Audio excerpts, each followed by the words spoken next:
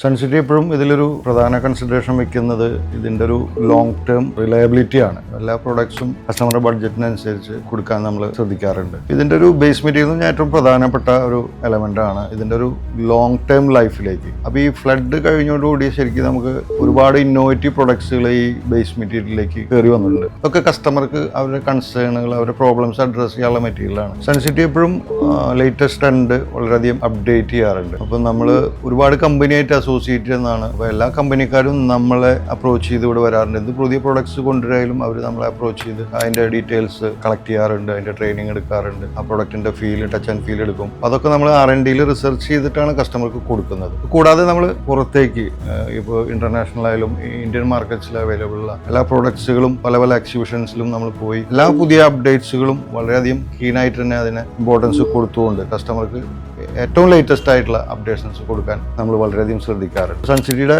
ഏറ്റവും പ്രധാന ഒരു ഫോക്കസ് നല്ല മെറ്റീരിയൽ കൊടുക്കുക, അപ്പോൾ ലോങ് ടൈം ലൈഫ് കിട്ടുക, കസ്റ്റമർ സാറ്റിസ്ഫൈ ആവുക, വീണ്ടും അവരിൽ നിന്ന് നമുക്ക് ഓർഡറുകൾ കിട്ടുക. അതൊക്കെ നമുക്ക് നമ്മുടെ ഈ 21 വർഷത്തെ ചൈത്രയാത്രയിൽ നമ്മൾ മുന്നോട്ട് നയിച്ചിട്ടുണ്ട്. ഇനിയും അങ്ങനെ തന്നെയാണ് നമ്മൾ മുന്നോട്ട് കൊണ്ടുപോകുന്നത്.